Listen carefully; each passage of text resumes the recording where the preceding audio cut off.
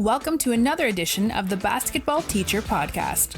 Our mission is to bring you discussions on a wide array of topics in the coaching world to grow players on and off the court. You can connect with us on YouTube, Facebook, and Twitter, and also reach us directly through email at basketballteacherpodcast@gmail.com. Now, here's your host, Coach Mike Hernandez. Welcome back, everyone. Thank you guys so much for joining us here for another episode, wherever in the world you're listening to us from, whatever platform you're listening to us on. As always, thank you so much for the support, and thank you so much for sharing this podcast to those who you know would be interested in it. Today's episode is unique and special for me personally for a couple reasons. Number one, my guest, who I'll introduce here in a second, is the first guest on this show who I've actually met in person and knew before recording this particular episode. And I went to college with him, and I've been a guest on his podcast, which I'll talk about in a little bit as well. So I'm really excited about that on a personal level. But also this topic is really interesting to me as well, because we're going to get into talking about being an effective coach, even if you don't necessarily have a basketball background.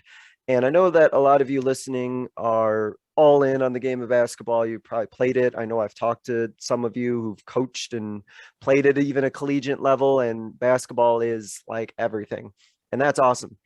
And I think there is still value in this episode for you, though, because many of you do lead youth programs. Many of you are involved with maybe your lower levels, whether it's, elementary school or middle school, or sometimes even your freshman level coach might not necessarily be one who has an extensive basketball background or extensive basketball knowledge. And if you're in that situation, we know how important it is to have our youth programs and our middle school programs be really effective. And so if you find yourself in a situation where a coach may not have an effective basketball background or may have played it at a very high level, they still have the ability to be effective. And that's what our guest today is going to talk about, their experience coaching without that background and how they were still able to be a successful basketball coach. So my guest today is an 8th grade social studies teacher, near and dear to my heart, because that's what I was a major in college, and is a teacher and a basketball coach in the northern Chicago suburbs. I'm very happy to be joined by Coach and a friend of mine, Coach Pat Potter. Coach, how are you? I'm good, Mike. Thank you for having me, and thank you for your kind words. And you're really making a lot of assumptions on my effectiveness as a basketball coach, but I like to think there's evidence that supports your claim. Another good teaching term. Yes, evidence to support this claim. I am confident that there is. I'm very confident in that assertion that I'm making. So, Coach, it is funny to call you Coach because we are friends, but I'm so used to saying the word Coach, that's what I'm going to refer to you as. Let's get a little introduction to kind of your journey into the coaching and basketball world, and specifically what kind of led you to taking that basketball coaching gig that you did. I know a little bit about that journey, but I think I'm going to learn a little bit as well. So what were the twists and turns that got you to that point?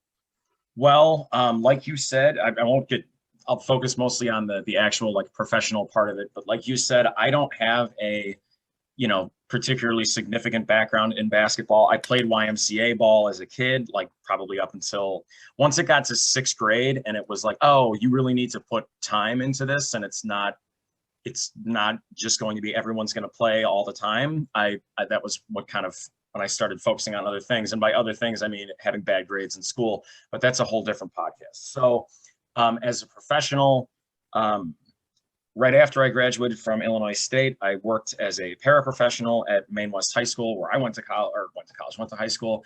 There I was the varsity fencing coach for 2 years because I was on the team.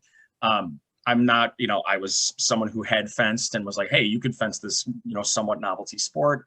So I did have a little bit of coaching experience right off the bat, even before I had my own classroom. Then when I ended up moving to Yuma, Arizona, where I kind of followed your path out there a little bit. Mm-hmm. I had opportunities to coach basketball. They wanted me to coach, or I was a coach for girls and boys basketball. I was very much an assistant. I was very much just trying to kind of absorb as much as I possibly could. because I knew the rules of basketball, and I knew probably very basic strategy, but nothing to the extent of like, okay, in this situation you need to do this, in this situation you need to do X, Y, and Z. So, and I was an assistant for most of my time in Arizona. I did get to coach flag football. I was also a coach for our softball teams. I cannot stress this enough, though. I am not a softball coach. I am someone who has coached softball. There's a key distinction there. That was me too. That was me too when I coached it. It was super fun for all the same reasons that other sports. It's fun to coach any sport, but I am not a softball coach. So then ultimately, when I made my way back to Illinois, my first year at my school was last year, which was the height of the pandemic, and sports were not a thing at all.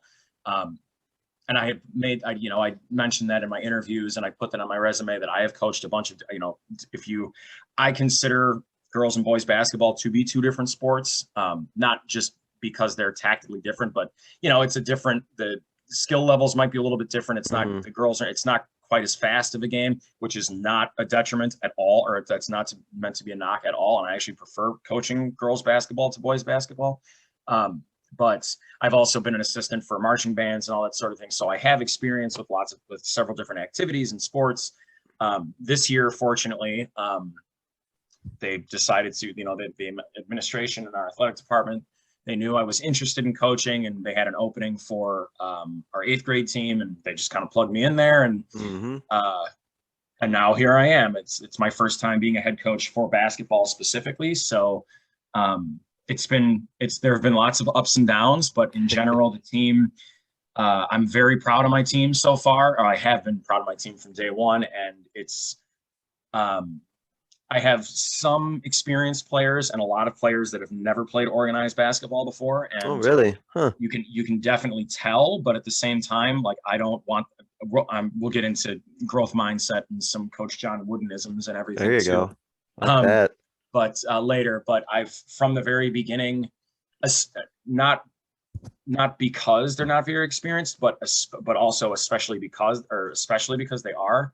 Let me rephrase that. I wouldn't have said these things to them if they were not an inexperienced team. So I've really emphasized growth mindset and getting better and only focusing on what you have direct control over and things like that. So I'm getting kind of ahead of myself, but that's kind of where I've been and what I'm doing. And I can't wait to do it again next year, because I'll have a full season's worth of experience as a head coach. And and there's already things. It's very much like being a teacher. You can, as soon as one thing is finished, you're like, oh, okay, next time I need to do X, Y, and Z. Differently. And you might think for a second, oh God, how did I not think of that the first time around? But that's the gig, right? Right. That's part of how it goes. I joke with people about, and then you and I both know about thinking back to just being a first year teacher. And I say, man, I feel bad for those kids, but at the same time, I'm glad I've grown as much as I have, because I'd be even more scared if I was the same teacher year one as I was now. So I suppose that's just part of the process, isn't it? Yep.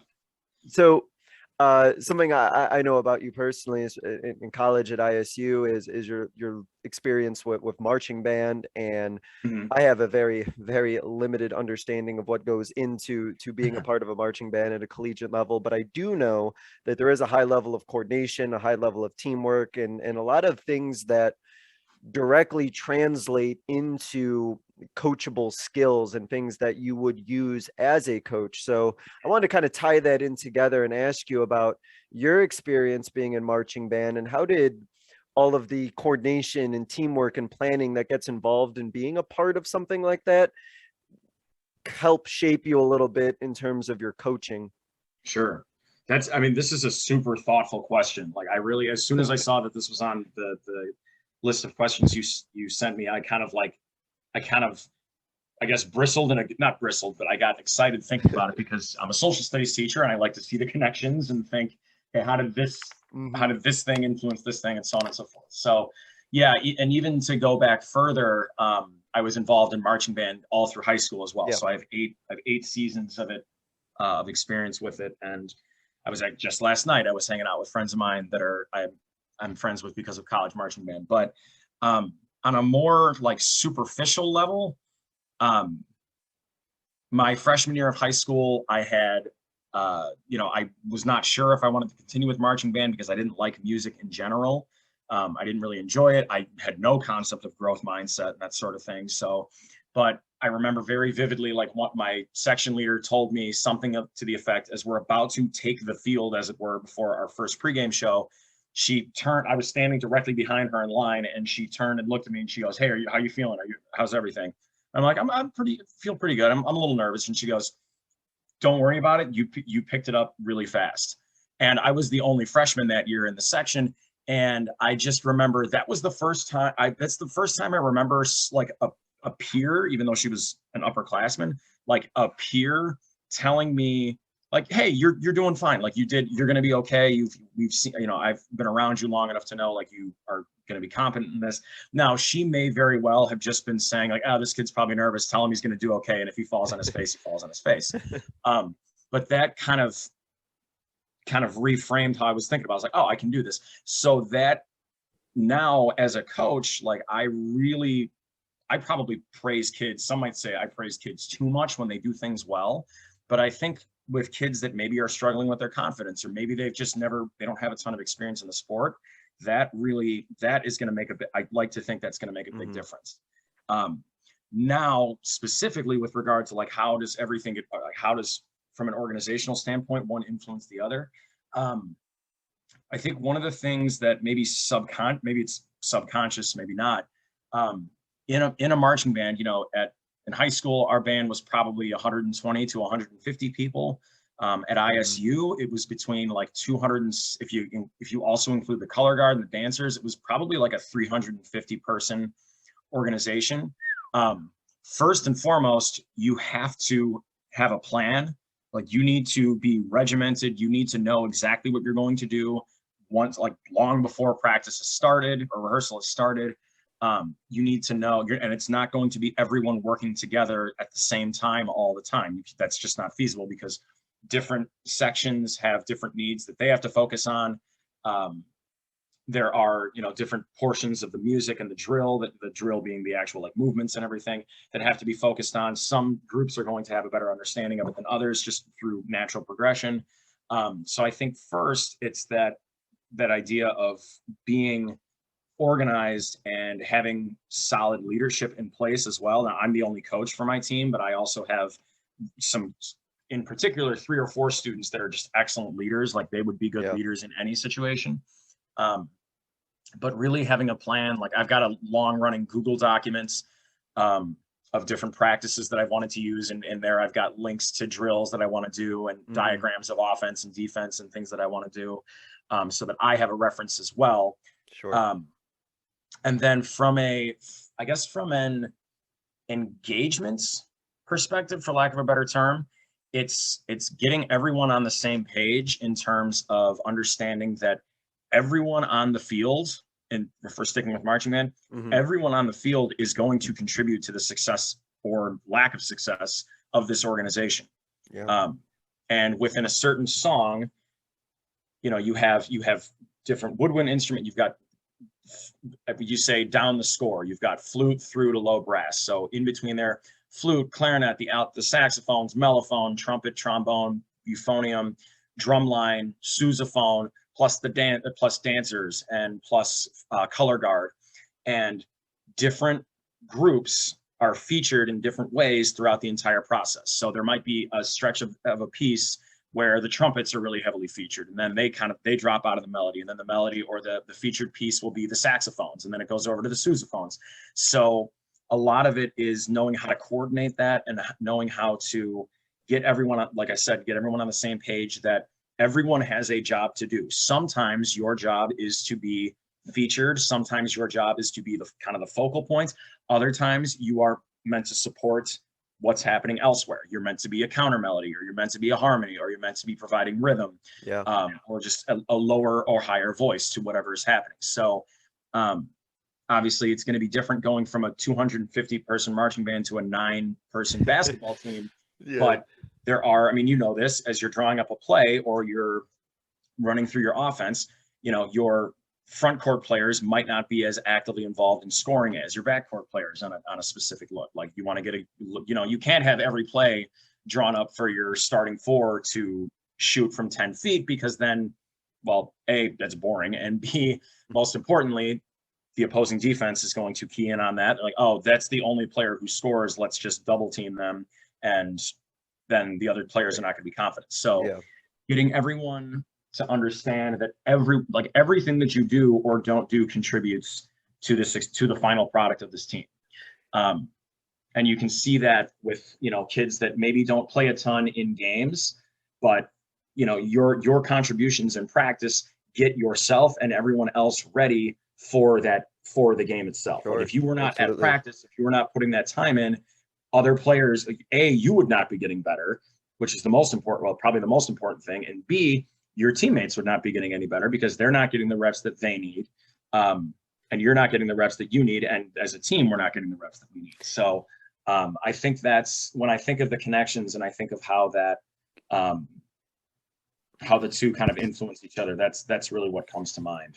Yeah, I like the idea that like everything that is done or not done contributes to how successful, this team is going to be, or, in terms of a marching band, like everyone has a role. And if that role is played to the best of its ability, then the overall whole improves. And if something is lacking, then it will be noticeable and it will contribute to whatever that finished product is not being the way it should be. And I think that's super true for basketball, obviously, as well. And I remember coaching middle school sometimes and having, a full team, and then we did practice and there'd be like 7 people who showed up. And I was like, well, this is going to hurt all the ones who did show up, because now there's certain things I can't do because I only have a certain amount of you here. And now the overall ability of our team to improve the way I wanted them to has diminished in some respects, because we don't have everybody here helping everybody and contributing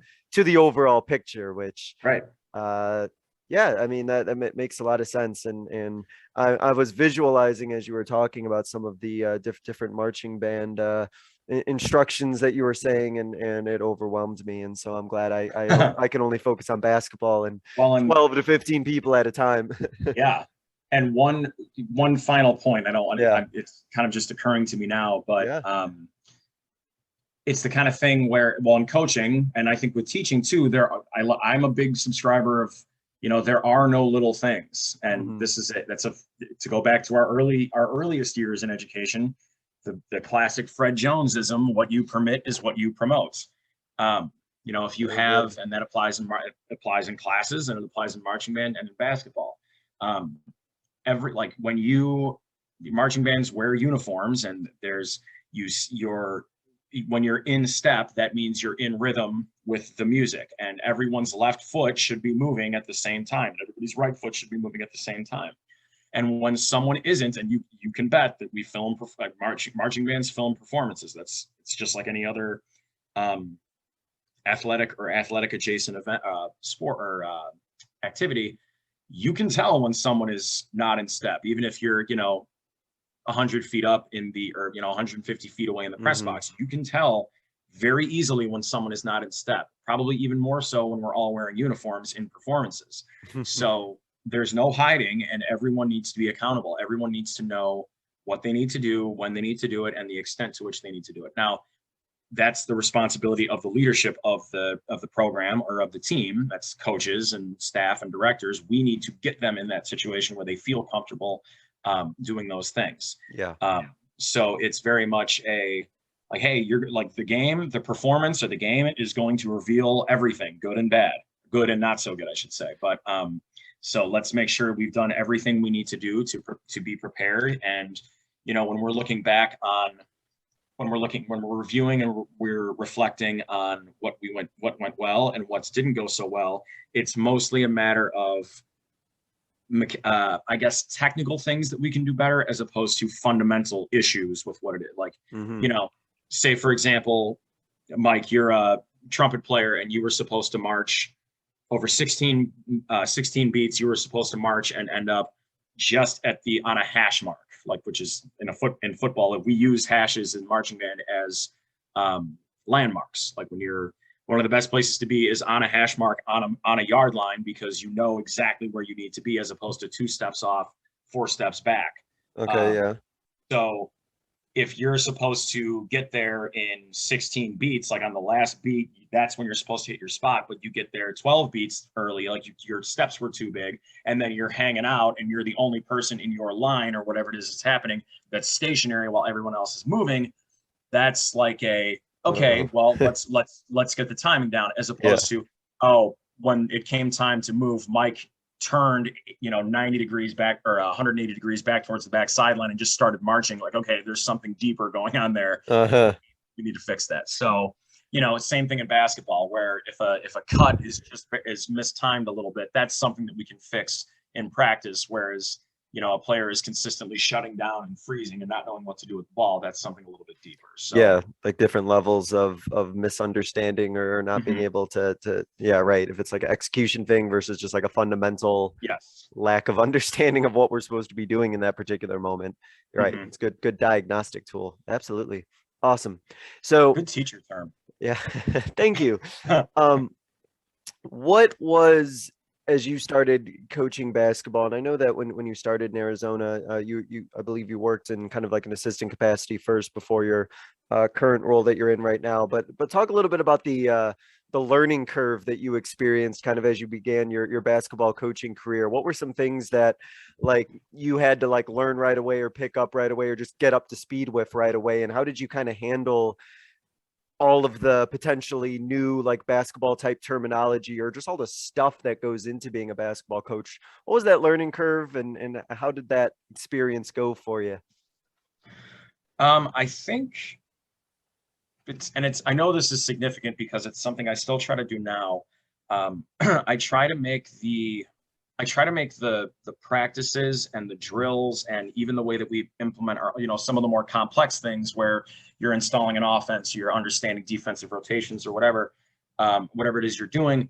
I really make an effort to, well, you have to, I think to more directly answer your question, the thing that I had to figure out was how to navigate the fact that you're going to have kids that are at all various different skill levels. You'll have a kid that's been playing basketball since they were old enough to dribble. And then you're going to have kids that, hey, this seemed interesting, I'm going to try out now. And depending on how many students you have or how many kids you have come out for the team, you're going to have those same kids on the same team.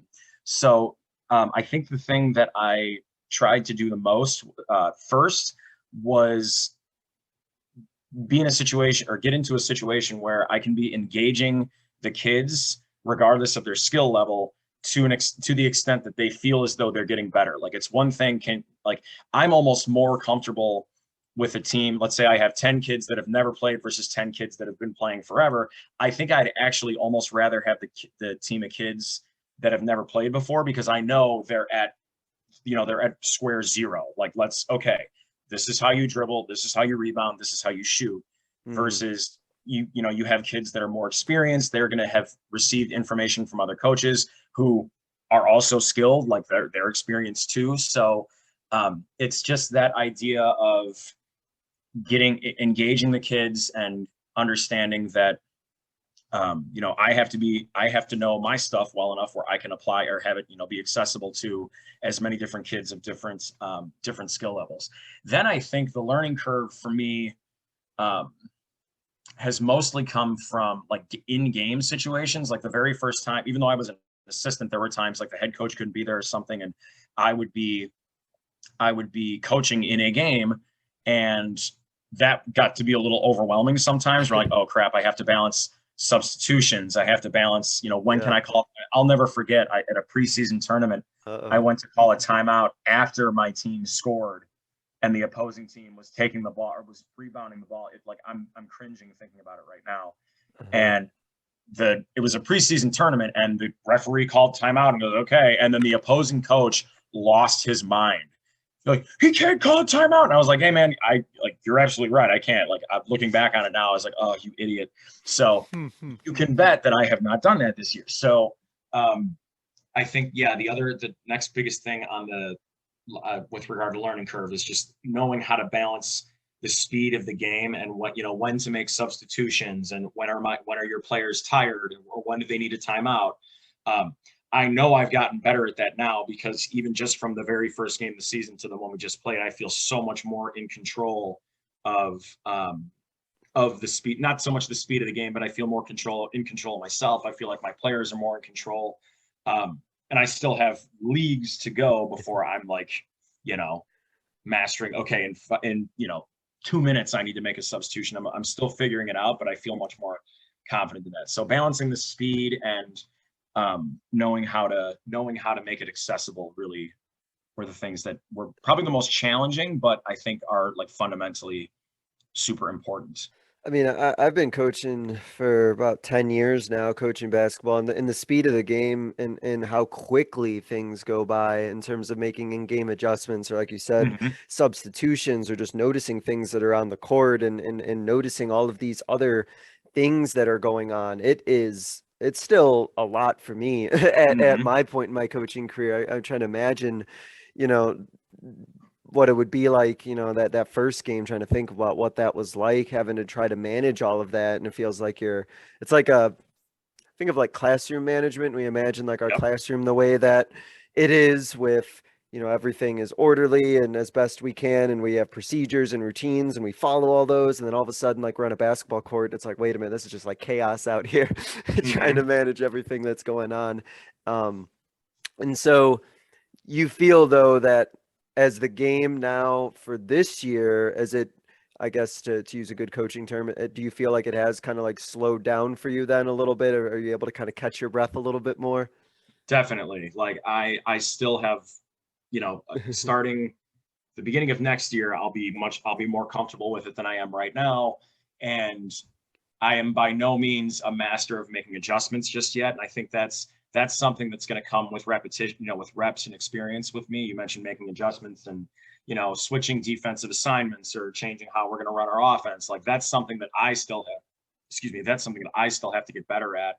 Um, and that's something that's going to become easier as I get better at coaching the kids, because they'll Mhm. be more confident. I'll be able to get them more confidence earlier on in the season, and then when it comes time to make those adjustments, they've got that trust built in me. They know what those adjustments look like. We've practiced them, and then it's just a matter of execution. It's not like coach just said we're going to run a 2-3 zone instead of man to man. What the heck does that mean?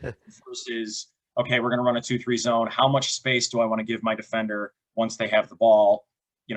I need to make sure I communicate to my teammates when the ball comes into my zone or when there's a cutter running through the paint, like that sort of thing, as opposed to, oh God, I don't know. It's like learning another language. Like Mhm. I know what the words 2, 3, and zone all mean, but together I have no idea. And that's where, the coaching comes in.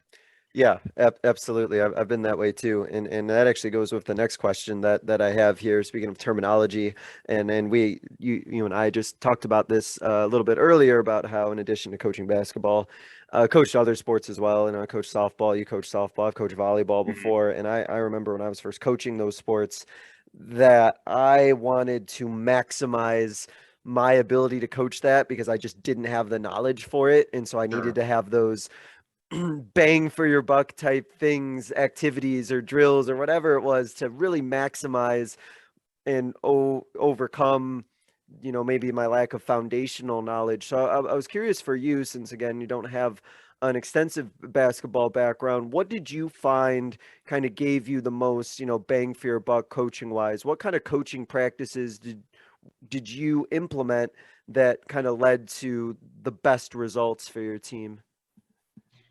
I have a couple of different ways I'm Yeah. gonna respond to this. So um, from from the beginning, like even when I was an assistant, I've always tried to get kids, like I don't like to teach things in any sport in isolation. And by that I mean like let's not just do rebounding for 15 minutes. Let's get kids to be thoughtful about it. Like why are you going to do, why are you going to box out? Why do you need to, get nice and wide and low and actually physically move your opponents? Why do you need to do that? And even if you don't get the rebound, how is that going to set up your teammates? Mm-hmm. Um, why, I have my kids run a real simple 5-out motion offense. The first progression is pass and cut. The second progression is pass and screen away. Third progression is pass and screen the ball. Well, what does it look like to actually screen what does a good screen actually look like? So instead of, okay, for the next 15 minutes, we're going to practice screening each other. Let's do that within, they already know what the offense looks like. Let's do that now within the context of the offense. If I'm going to teach them a pick and roll drill, let's not just do it. Okay, I'll do maybe a 10-minute. Okay, this is what what the goal of a pick and roll is. Mhm. Now let's work it into our offense, and let's now look for situations in which that would be a useful tool. So that's actually something we didn't quite do as well as I would have liked to in our most recent game. So that's something we're going to double down on practice on Monday before our next game. Is okay, let's really see the court. You need to watch what's happening with the ball. You kind of have to have one eye on the ball, one eye on what's happening around you. So I think in terms of kind of bang for my buck, the more I can get the players to think about what's happening and actively make decisions about what's happening. Yeah. Those have been the most effective. Those have been the most effective practices. I don't want a kid to get out there and think, if they're playing man-to-man defense and they're guarding a player who's, on the block and the ball's at the top of the key, they're not going to, and the ball gets swung to a different part of the court. They know, okay, I still need to be about this distance away from my player because the ball, even though the ball's over on this side, don't panic. It's still, the concept being it's still 2 passes away. Here's what I need to do. Okay, now it's 1 pass away. I need to be closer and things of that nature. So just to give you an example, just recently, before our game, we were watching the 7th graders play, and the 7th graders had an offensive set that looked pretty similar to one of ours. Yeah. And I was getting my lineup set and everything. And one of my players was sitting behind me, and I heard her go, no, just kind of to herself. She goes no, you're supposed to pass. And then I think she said pass and then cut to the basket. And I had to stop for a second and go, I just kind of took a moment for myself. And I was like, yeah, she's thinking about it. She's in what's it. going on. Engaged. And so that was a really proud moment for me. So if I can, don't teach things in isolation, teach them as they're going to be used. So that when it comes time to use them, not only do the kids physically know what to do, or they have the muscle memory, but they know situationally what to do. We've only just started we've only been allowed to press since Thanksgiving. So the first time we went to do it, it didn't work very well. But as we were doing it, or as the game progressed, we got better and better and better at it, to the point where one point I actually even forgot to call it out. And then I saw my players telling each other where to go. That's so great. So I was like, oh, good. You guys just covered up a deficiency of mine, which you've done a lot of times. So yeah, teaching skills in context and just getting them to be getting them being the players, getting them to be thoughtful about what they're doing. And I have a lot of kids that are experienced and inexperienced that ask a lot of questions. Coach, why do we do, what if, I want to cut to the basket and my defender is, one poor kid that's never she's never played basketball before. She didn't understand the concept of someone overplaying her on defense, having a hand in the passing lane. Yeah. And what do I do if I can't catch the ball? What do I do if they do that? And I was like, then you just go straight to the basket, because look at the space that they've given you. They're not going to let you get the pass, but you can go straight to the basket and your teammate can hit you with an easy bounce pass and you can lay it up. She's like, oh, okay. And she tried to do it. She missed the layup, which she went for it. The layup, the shots are going to be there. Let's get into a situation where we can even find good shots like that. Yeah. So yeah, teach things in isolation, and or don't teach things in isolation. Yeah, I knew what you meant. and then reinforcing growth mindset and getting the kids in that frame of mind where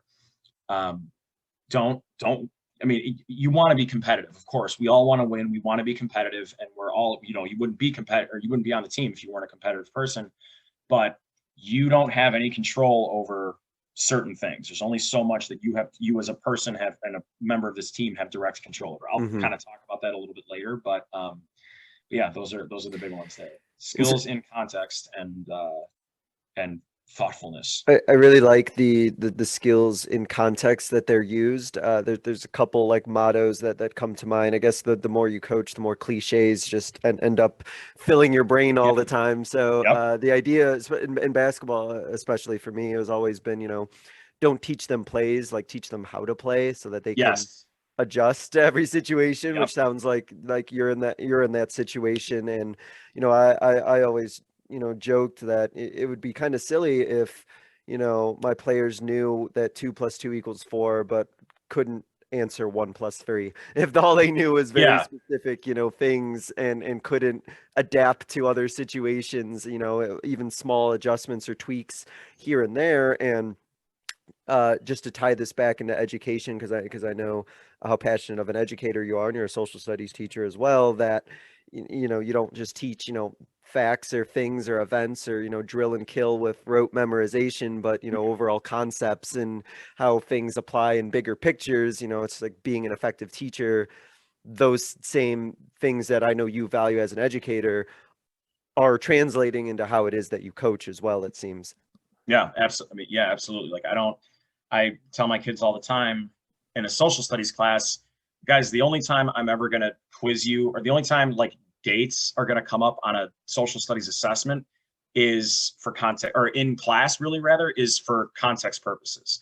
Like it's just so that you can think like what else is happening at this time? Maybe how is this going to, we learn about things in the future. How is this going to influence that, and what's the relationship they're going to be? And it's the same thing, or it's a similar concept with basketball. Mm-hmm.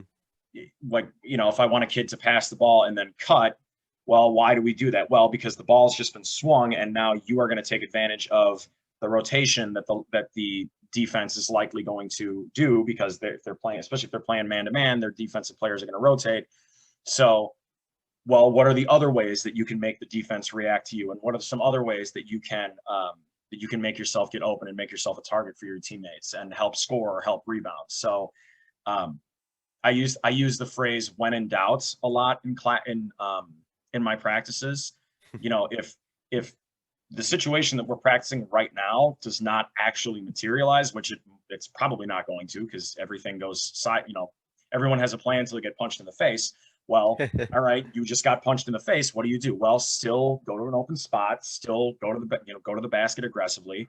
On defense, you still want to be conscious of where your player is and where is the ball. That's not going to change that shouldn't change. Your understanding of that shouldn't change just because, oh, now the opposing team is going to it, they're running this type of offense versus this. Like, you still want to be thinking, okay, I want to take away the middle of the court. I want to have my hands out. I want to, play the passing lanes, or whatever the situation is calling for. Yeah. Yeah, really well said. It's spoken like a tried and true professional out here. So that I love it. I love it. Yeah. How many? I guess to preface this question, how many years now have you been involved as a basketball coach? 6. 6. Okay, Yeah, so not because I didn't get to do anything. I didn't get to do anything last year because of the pandemic. But yeah, 6. yeah.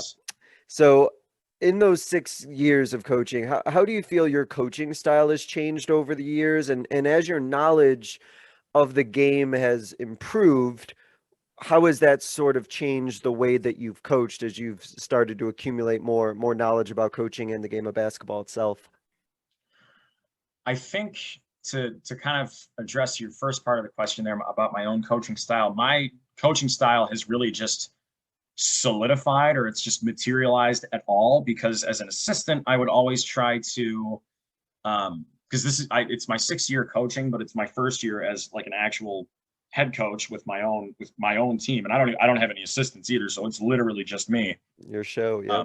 And I have my 7th grade coach who's super experienced, and she's played college basketball. She played college basketball, but we don't have a ton in like we don't really practice together a whole lot. But to answer your question, I've just tried to, have an identity or a philosophy or whatever you want to call it, or style at all. Because when I was coaching, I was an assistant coach for a couple of different people in Arizona. So I would always try to be consistent with the terminology, with the philosophy of the head coach, because what good is it? And looking back on it, I do actually have some, well, it's like anything else. Like I think back to what we were doing when I was an assistant coach and now as a head coach, I'm like, we could probably have done these 3 things differently. But it's good to be thinking about those things in the moment, but it's not good. It's no good for the kids, because if the kid comes to me to practice a drill or they want to look at a certain play on offense, and I'm using totally different terminology than what the head coach is going to use, and the head coach is going to be the one calling the plays during the game, that's not helping anybody. I might be throwing more information at the kid, but it's not going to be in language that the kid is going to understand. So it's not really doing any good. In fact, it's probably actively undermining what we're trying to do. Yeah. So as my own style has kind of, and I'm very much still figuring it out, and I will probably feel differently about this a year from now. Yep. But it's the style, or I think what comes through is kind of the thoughtful nature of it from earlier, and really just emphasizing how do I phrase this? It's having the, again, like one of my colleagues that I was really close with in Arizona, he coached numerous different sports, and he always famously said, the athlete is up here, and he would point to his temples, like as emphasizing the mental aspect of the game and of any game. And I think that's what I try to embody as well. Like, think about what you're doing and understand why you're doing what you're doing. So when it comes time to do something else, you can understand why you're doing that thing. Don't just be a robot out there. Like, think and react to what's happening and be proactive with what you see. So it reminds me of the golf adage, golf is a game played on a 5-inch course, that sort of thing, the headspace. Mm-hmm. Yeah. Yep, absolutely. It's all sports are mental. And I think that's what I try to do. Like, and then we'll talk about this more later, but having the growth, instilling that growth mindset in the kids. And that actually helps me communicate my increasing understanding of the game itself, tactically and strategically, because I can have the foundation of those kids on, like, just being thoughtful about anything that they're doing. Okay, now let's apply that to basketball. When you're being overplayed on offense, what do you want to do? If you're being double teamed and you've got the ball, what do you do with the ball? So as opposed to waiting for me to tell you what you should do, I want you to kind of be reacting and being comfortable enough and confident enough to be able to take action when the time comes. And as you said, it's part of it's all part of a journey, right? Like you said, if I asked you this question a year or 2 years from now, your answer is probably going to be a little bit different, because you're continually like growing and you're continually gaining knowledge, as all coaches are. Any good coach, no matter how much experience they have, that they're continuing to grow and continuing to try and improve. So I actually wanted to kind of throw another question at you, because your answer made me think of it now. As you think about, okay, what are kind of like your next steps? What do you see for yourself looking to try to do to continue to improve your coaching these next couple of years? Are there any things in particular that you have as like goals that you have for yourself, or things that you're looking to do? Kind of what do you kind of see almost as like your next steps to continue on your coaching evolution? Sure. I think, well, and I know this is something I want to improve on, because I've kind of been paying for it a little bit over the course of the season. But having the basics of our offense and defense on both sides, like just on both sides of the ball, having those in place as early as possible. And by that, I mean, okay, let's get our simple 5-out motion offense. If we're using the one we're using for this year, and I plan on using it next year as well, let's get the foundation of that down, so that no matter what, the players know, okay, we are in possession of the ball. What should we be doing to put the ball in the basket? Or what should we be doing to just to score, to take advantage? On defense, what do we do? Like, I actually think I underestimated my players' capacity for like just mastery of not just drills, but basketball concepts. Because of how, like, initially I only had 7 players, and then I had 9. So that made it a little bit easier to run full offensive drills and defensive rotations and things like that. But since I didn't, and I had a pretty stratified level of experience too. I did a lot of individual drills. Like I said, okay, here's how we're going to dribble. Here's how we're going to rebound, that sort of thing. And then it wasn't until like, let this serve as a warning to you, coaches out there. And this is me conceding that I have lots of growing to do. I had the girls come up with a set play first before an actual like offensive system, which was stupid. Shouldn't have did that. And I'm almost embarrassed to even be admitting it. But I learned from it, and now we have something better. So getting that, again, foundational, really emphasizing the foundational aspects of everything so that the kids always have something to fall back onto. And then over the course of the season, it's just a matter of, okay, we have this foundation, let's build on it this way. Now let's build on it this way. And it's still fundamentally the same foundation. It just looks a little different. And that goes back to the thoughtfulness aspect, right? Where you can, okay, we want to use this system for this situation. Okay, the situation has changed. Let's now change as well. Let's not do the same thing and expect it to work. Let's make some adjustments ourselves. The opposing team is going to make adjustments. We're going to make adjustments and make them keep trying to, we're going to try to make them uncomfortable. We're going to make them lose confidence in what they're doing. So that's the goal for myself. So I think, and I think that comes from trusting my team even more so than I do.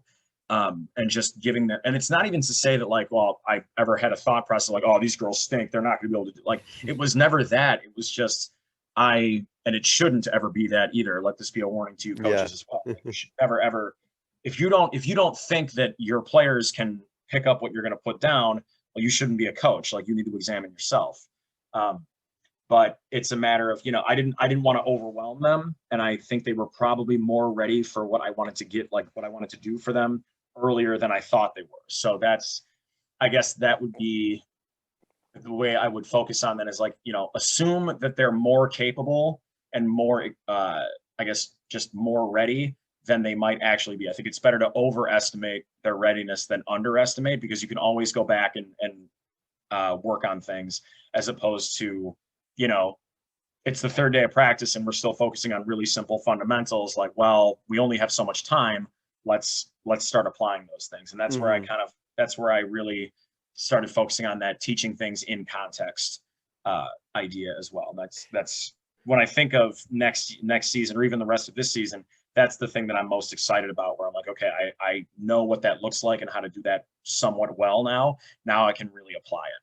Yeah, and I'm totally with you on the, kind of have the high expectations and shoot for the moon, I suppose would be the best adage for it. And you'll be amazed, and it sounds like, you've seen that as well. Like, they'll rise to those expectations when you set them for them, and you push some of them and you challenge some of them to, go beyond what they're comfortable with. And I know for me, and I've had other guests talk about this as well, is you fall into this trap sometimes where you have things that are maybe simpler, or things that the players do really well, and it can look like you're running like the most effective practice ever because everything looks great and it's all clean and perfect, but they're not really growing and they're not really getting better. And to me, I've always thought that, some of my best practices are ones that are really sloppy, and there's a lot of mistakes made, and there's a lot of errors being made, but that's such an opportunity for growth. And like you said, you wouldn't necessarily have that opportunity if you're just focusing on more simple things that they got down really well. You're not really giving them that like opportunity to fail, which I think as a coach, you need them to fail in order for them to get better. And I feel like you kind of embody that as well. And it's an even more I guess, pronounced example of good classroom teaching. Like, that's something I tell something I've been telling my students. Kids invariably, whenever an assignment is introduced, how many points is this worth? And they're going to be able to know what I'm going to say it. Like, they're probably tired of hearing it already. I'll just tell them, doesn't matter, do your best. Like, I'm super annoying with it. Like, guys, it says it's worth, 30 points on Google Classroom.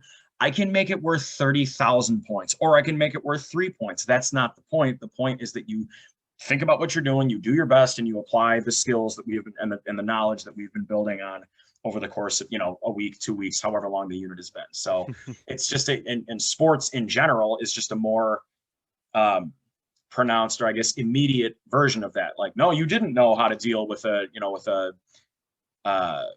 half court trap. You didn't know how to deal with a high screen and roll play. So now we need to do that. So, and it doesn't if I tell the girls all the time in practice, like, don't feel bad about if it's a good shot that you made in rhythm and it was the best available option you had.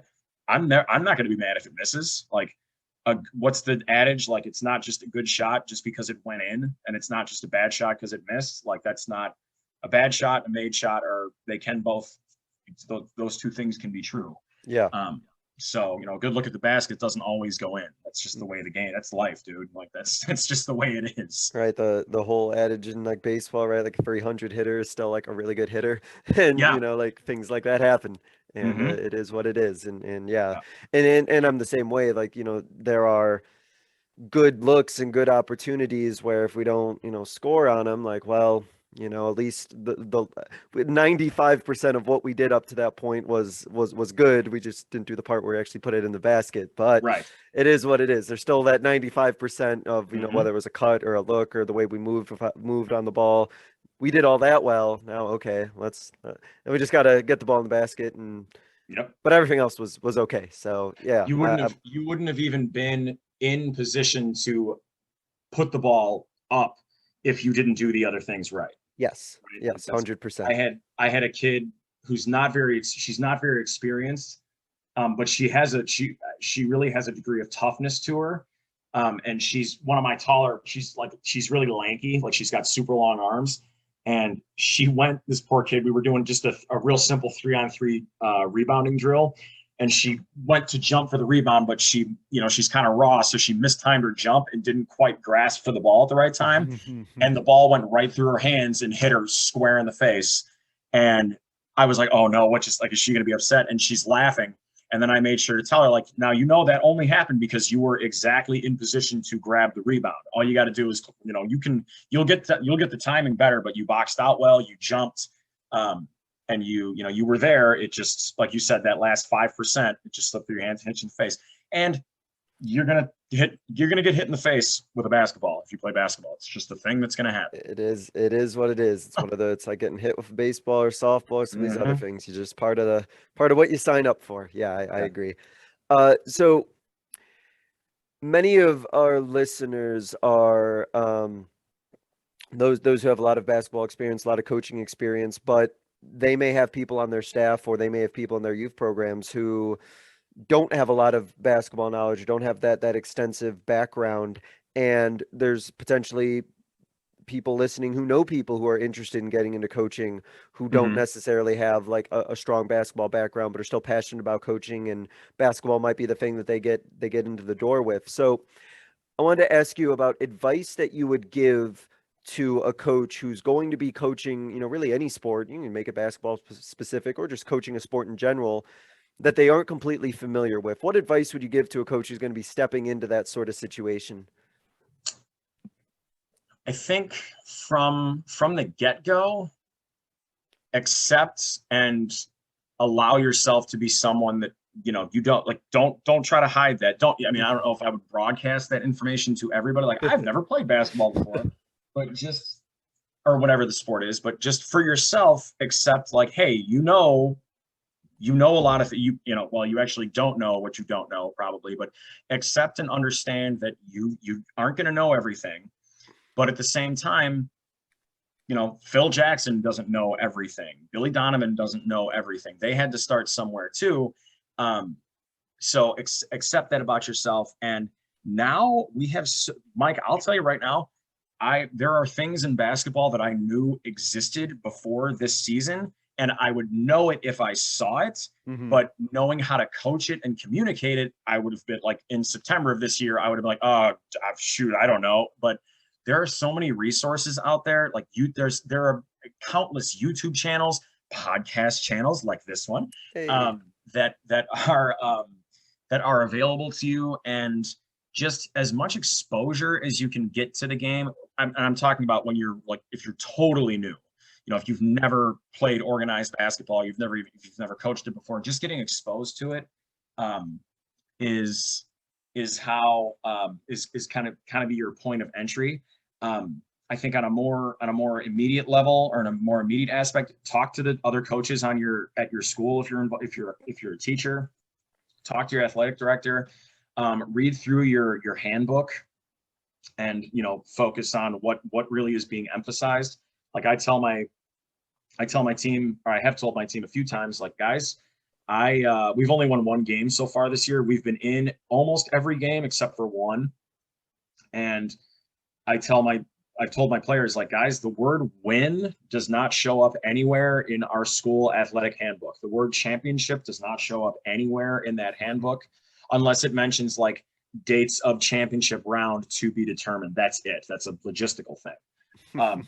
So that actually leads me to, I think, the most like fundamental piece of advice I would give is really embrace that growth mindset for yourself, for a couple of reasons. A, because if you tie your worth to whether or not you win or lose games and how many games you win and lose, well, you're gonna be all over the map emotionally, and when things start going south, you're gonna completely shut down because, oh, we're losing, I thus have no worth as a coach, thus I can't coach. I'm not even gonna, like, that's not gonna help. That hurts you, and more importantly, it hurts your players. Yeah.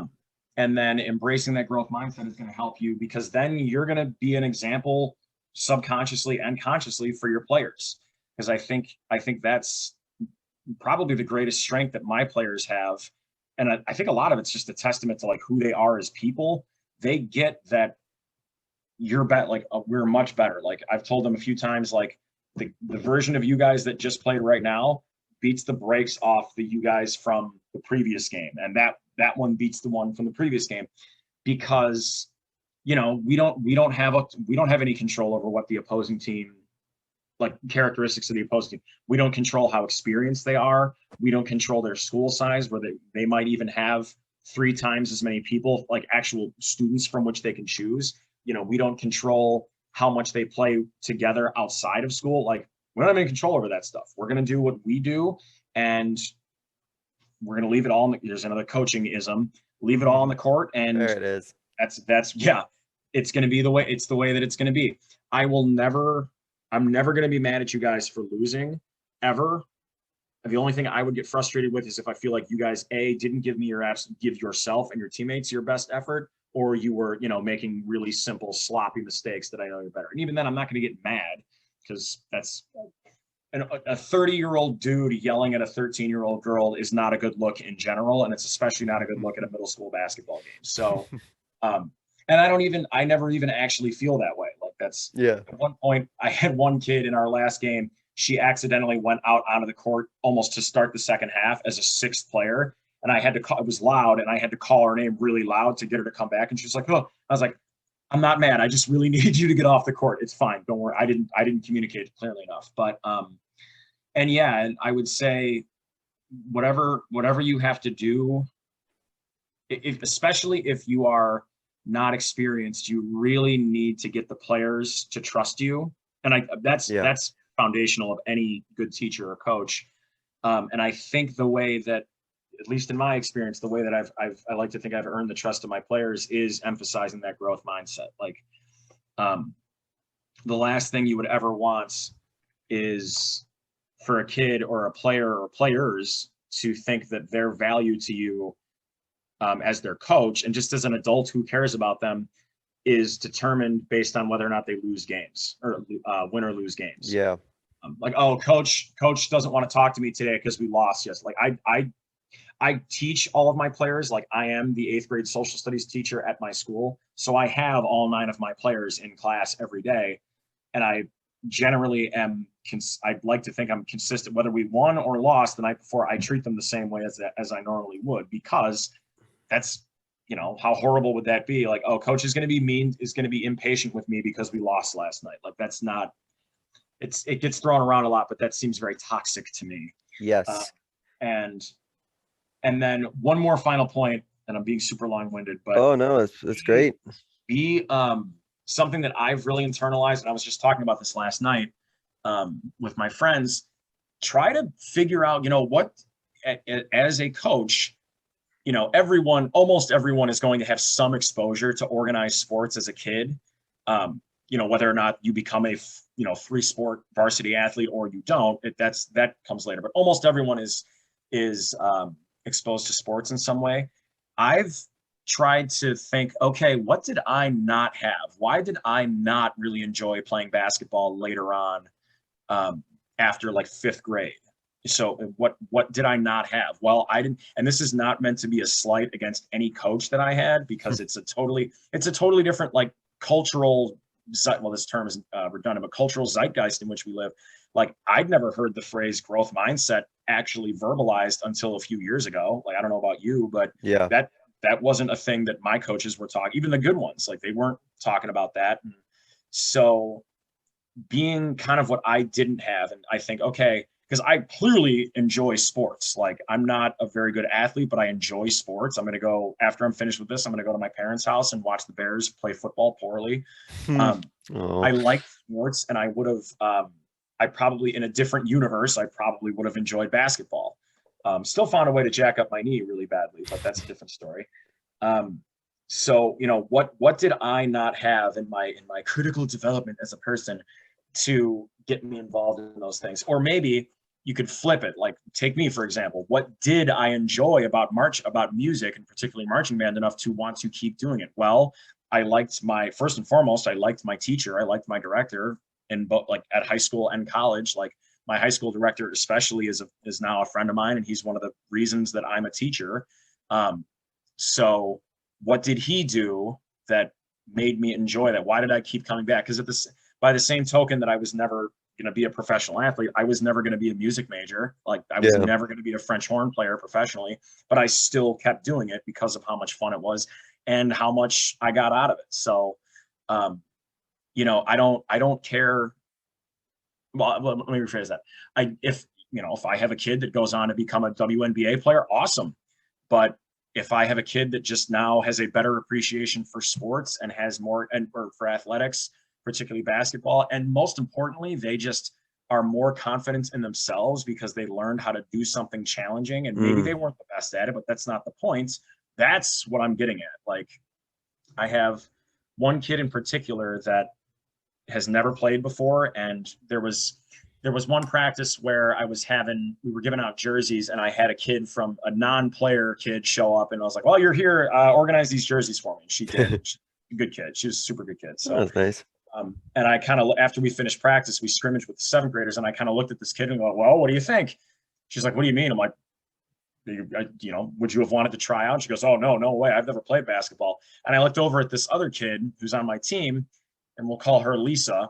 Like, hey, Lisa, did you ever play basketball before this year? She goes, no. I'm like, at the beginning of this year, did you have any idea that you were going to try out? And she was like, no, absolutely not. I was like, oh, there you have it. Like, that to me is just as valuable as winning a game or absolutely.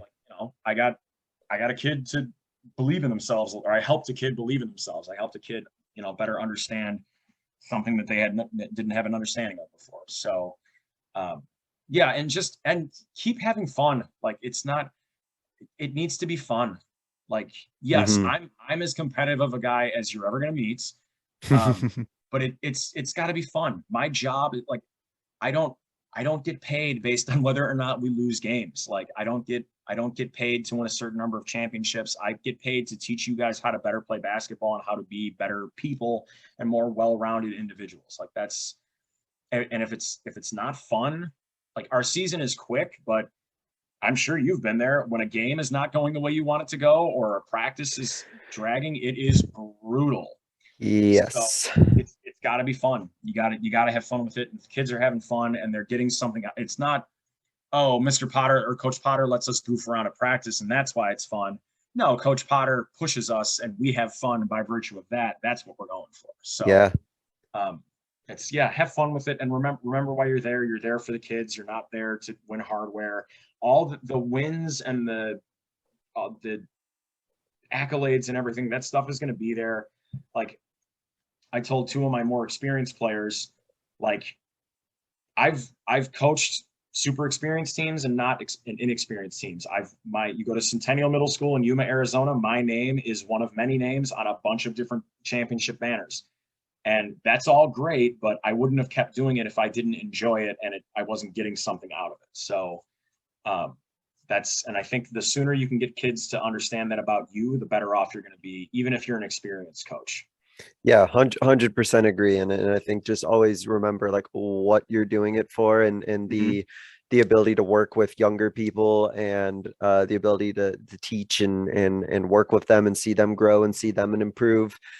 You keep the idea that you're coaching players and coaching students the game of basketball versus like coaching just basketball, and it just happens to be like people there as well.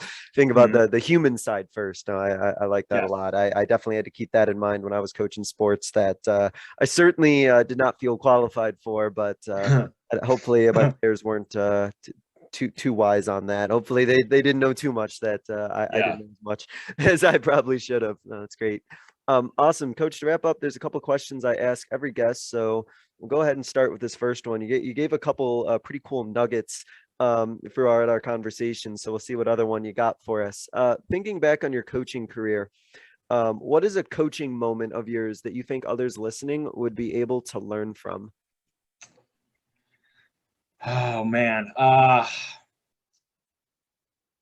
think I'm going to go back to the one that I mentioned earlier, where I had one of my players watching the 7th grade team, and she understood enough of what was happening to be able to, like, I probably could have had her. I don't know. I might be exaggerating, but she probably in that moment could have gone out onto the court and talked to the kid, the player that made the mistake, and probably coached her up a little bit. So you would have had a peer coaching a peer, which that's awesome to me. That's good teaching. So I like to think so. Now, also to be fair, this student of mine that did that, or this player of mine that did that, she's a brilliant student. I don't think I've ever heard her say a bad thing about anybody, but she's also she's emblematic of like the type of player that I want. Like she made the team because she's tough, she's thoughtful, she's very intelligent, and she's a positive influence on people. Like when one of her teammates gets knocked down or hurts themselves or something like that, she's almost always the first one over to kind of pick them up and help them get back to where they need to be. And that's the kind of like human being that I want on my team. So I would never have guessed that I was going to experience something like that, where one of my players would be able to do that. But however I contributed to that is what I would want to see other people do. Just, get your players, do what you have to do to get your players to be thoughtful and to be proactive as opposed to reactive with the sport that you're teaching. That applies to teaching too. Like get them to be thoughtful about what they're doing and why they're doing it. It's not just absorbing information for regurgitation. It's understanding information and then applying it and analyzing it and just having that ownership over it, like making informed judgments and decisions on what they're doing. And a pretty great added benefit to having your players be able to have that knowledge and be able to do some of the coaching and teaching is saves your voice a little bit, saves you from having to talk so much, and that's always nice too. And I've always found that as much as I can talk and give instruction and have my players listen, and I know they do, they hear it from somebody else, one of their peers that they look up to and they respect and trust, and they tell them the same thing. It really solidifies like, oh, it's not just my coach saying it, it's my friend saying it who's on the court with me. Like, okay, I better listen, because that's a couple, that's not only my coach, but now this person who I'm friends with and who I trust is also saying it to me as well. So it better get done. So no, that's great. Awesome.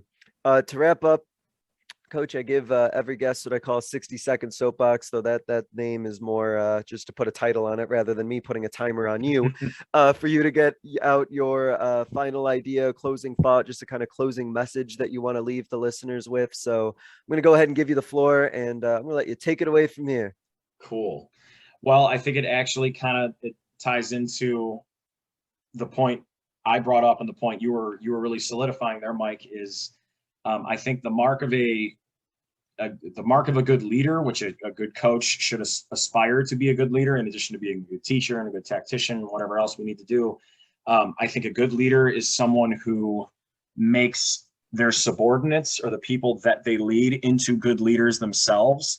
And I think you can tell. I think you can see that in basketball in particular. If you have a court full of thinking machines as opposed to just dribbling machines or shooting machines, you're in good shape. You have thoughtful, engaged athletes because the coach has put them in, has done what they needed to do to get them to think and be confident enough in themselves to trust themselves to make those decisions. So do what you need, be a good leader and know you're a good leader by, using that criteria to be a good leader, or setting the criteria of being a good leader of as how good are the people that you lead at leading others as well. I'm not very articulate this morning. I got it.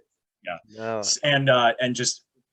And growth mindset, growth mindset. Focus on improving yourself, focus on improving what you have direct control over, and everything else will fall into place. Well said. Really well said. I like that a lot. And growth mindset, I know in the teaching world, that term just feels like a cliche and it gets thrown out all the time. And it's one of those ones that you just get inundated with, but it is a great term, having a growth mindset. It's legit. It's a legit thing and legit produces some great results. Before I wrap up, I did want to plug the podcast that I know you're getting back going, you're getting back moving on, and working on it. I really enjoyed it. I've been a guest on it a couple times, so I wanted you to give a quick plug for School Appropriate and what it is and what you aim to do with that podcast as you get it going here in the new year. Sure. Well, yeah, like Mike says, my show is called School Appropriate with Pat Potter. That's me. And it's not quite as specific as this podcast. It's more about just education in general. And it kind of covers, I like to think it covers everything. I've talked to people in different positions in the world of education, classroom teachers, administrators. I don't know if I've had any paraprofessionals on, but that's something else I could do. I've talked to people who've taught or who teach at different grade levels and different content areas, different countries.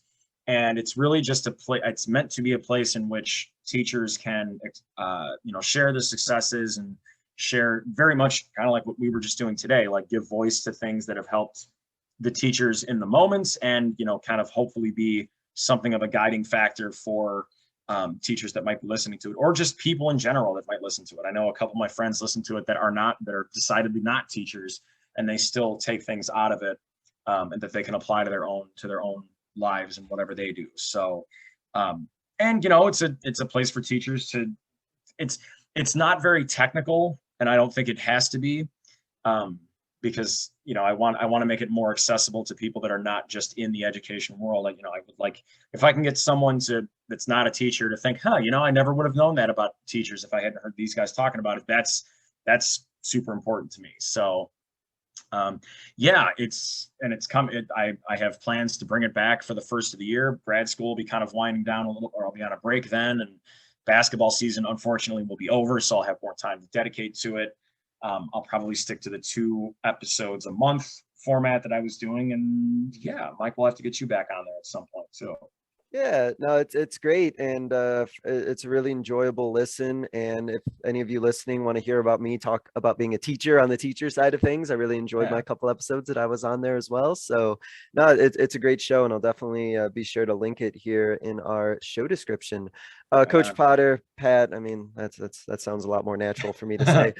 Thank you for joining us here to talk about your journey, kind of your basketball journey, your coaching journey. Got a lot of teaching conversation, which I knew we would get involved in as well. So congrats on this first successful season that you had kind of here in Illinois. And I know you're ready to hit the ground running next year after you get all the grad school and all that done. And keep the train going and keep the positive momentum going. So thank you for joining us, and good luck as you start to wind down your season and continue to grow as a coach. It was a pleasure talking to you. You bet, Mike. Thank you for having me. Thank you, listeners, for listening. And thank you all for listening. As Pat said, this was another edition of the Basketball Teacher Podcast, and we will see you guys next.